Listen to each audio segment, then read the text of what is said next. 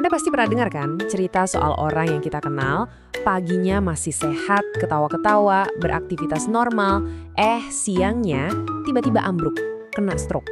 Gambaran yang dramatis dan bikin ngeri ini seolah-olah nunjukin kalau stroke itu datangnya ya begitu aja tanpa permisi. Tapi, apa benar gitu? Apa stroke itu emang datangnya secepat kilat tanpa ada tanda-tanda sama sekali? Yuk, kita bedah bareng-bareng mitos ini dan kita lihat kenyataan yang seringkali sebenarnya ada di depan mata kita. Ya kan? Ini dia nih, gambaran yang paling sering kita dengar. Satu momen kelihatannya sehat walafiat, di momen berikutnya semuanya langsung berubah. Serangan mendadak yang seolah-olah mustahil buat diprediksi. Oke, sekarang kita coba kupas tuntas ya mitos serangan mendadak ini. Kita lihat apa sih yang sebenarnya terjadi di dalam tubuh kita jauh sebelum momen genting itu tiba. Nah, ini dia kuncinya. Bener, momen serangannya itu emang mendadak, kayak petir di siang bolong.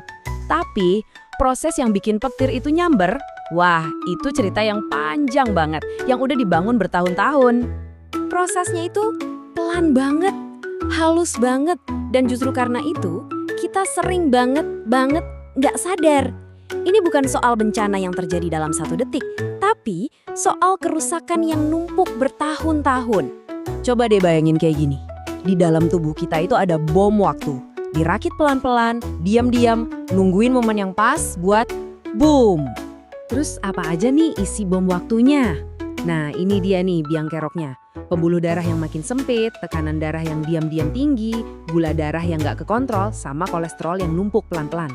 Dan yang paling penting, semua ini terjadi tanpa kita ngerasa sakit sedikit pun. Dan justru karena nggak ada rasa sakit, kalimat inilah yang sering banget ngejebak kita. Saya baik-baik aja kok. Padahal di balik rasa baik-baik aja itu, ada bencana yang lagi disiapin. Ada jurang yang dalam banget, antara yang kita rasain sama yang sebenarnya terjadi di dalam tubuh. Tapi tubuh kita itu sebenarnya nggak diem-diem aja loh. Jauh sebelum ledakan besar itu, dia udah ngasih sinyal, bisikan-bisikan peringatan. Pertanyaannya, kita bisa dengerin nggak? Salah satu sinyal paling penting itu namanya TIA, atau Transient Ischemic Attack. Gampangnya, orang sering sebut ini stroke ringan. Intinya, aliran darah ke otak itu sempat mampet sebentar, terus lancar lagi. Tapi jangan salah ya, ini bukan alarm palsu. Ini tuh kayak gladi resik, latihan sebelum bencana yang beneran datang. Tanda-tandanya tuh bisa kayak gini. Tiba-tiba tangan atau kaki kerasa kebas sebelah, atau ngomong jadi pelo sebentar.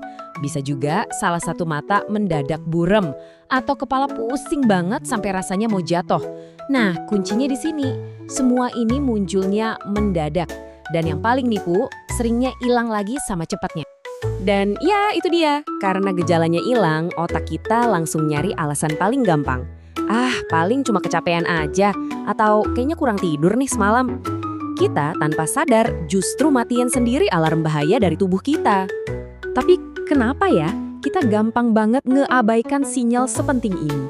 Ternyata ada alasan psikologisnya loh yang menarik banget.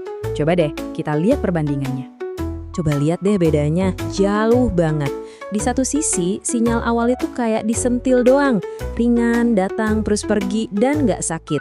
Nah, di sisi lain, serangan besarnya itu kayak alarm kebakaran yang nyala kenceng banget, parah, dampaknya permanen, dan jelas-jelas dramatis. Sifatnya yang halus inilah yang jadi jebakan utamanya. Dan ini nih daftar alasan penenang yang sering kita pakai. Saya cuma capek, kerjaan lagi banyak banget, tidur kurang nyenyak, stres kali ya. Kita secara alami emang nyari penjelasan yang paling simple dan nggak nakutin. Padahal tubuh kita itu lagi ngasih preview, cuplikan film dari bencana yang siap tayang. Terus ada satu pola waktu yang menarik banget nih. Pernah kepikiran nggak kenapa banyak banget kasus stroke kejadiannya pas pagi-pagi? Nah, ini jawabannya. Pas kita bangun tidur, tekanan darah itu secara alami langsung naik.